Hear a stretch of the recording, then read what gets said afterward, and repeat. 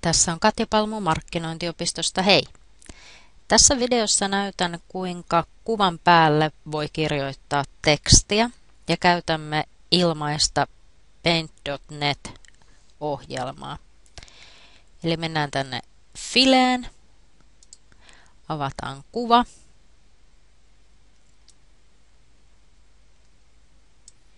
Tämä on täältä meidän kisun kuva. Ja jos tätä kuvaa haluaa pienentää, niin sitten painetaan tuosta Image ja Resize, joka tarkoittaa kuvan koon muuttamista. Tässä kohtaa, kun on tämä Maintain Aspect Ratio, niin tässä kannattaa olla tuo täppi, koska se tarkoittaa silloin sitä, että jos tästä näin muutat tätä kuvan leveyttä, niin se muuttaa samassa suhteessa sitten tuota korkeutta. Ja se, mikä kannattaa sitten myös muistaa, niin on se, että jos pientä kuvaa suurentaa, niin silloin se kuvan laatu kärsii siitä.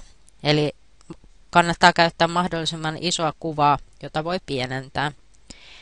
Mutta nyt ei kuitenkaan ole tarvetta muokata tuota kuvan kokoa, niin laitan tuosta OK, tai sitten voi perua. Sitten täällä on nämä työkalut. Eli täältä valitaan sitten tämä teksti. Sitten klikataan siihen kohtaan, mihinkä haluaa sitten sen tekstin kirjoittaa. Eli tähän meinaan nyt sitten laittaa tällaisen tekstin.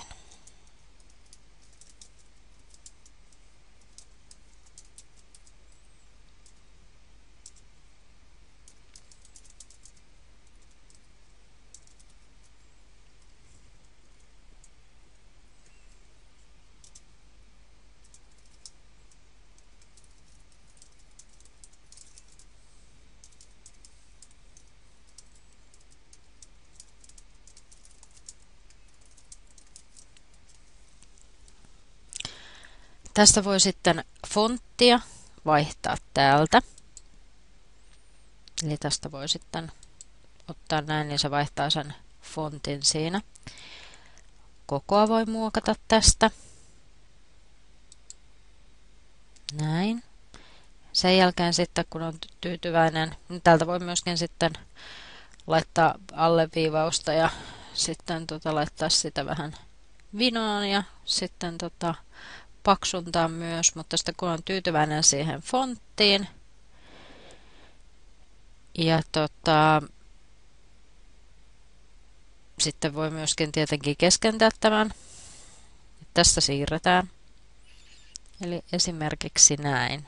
Sitten jos haluaa vaihtaa sitä väriä, niin täällä on sitten valmiiksi tällaisia eri värejä, mistä sen voi vaihtaa.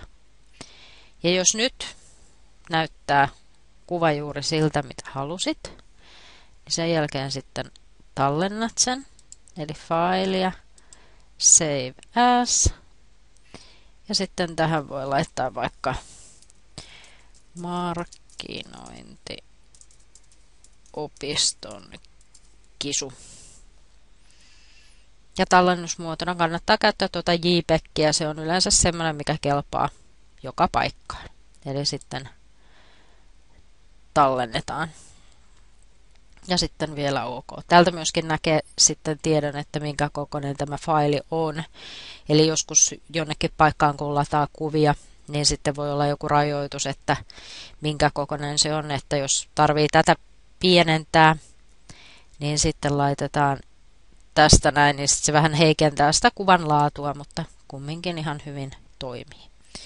Eli OK. Ja nyt se on sitten tallentanut sen kuvan tuonne omalle tietokoneelle.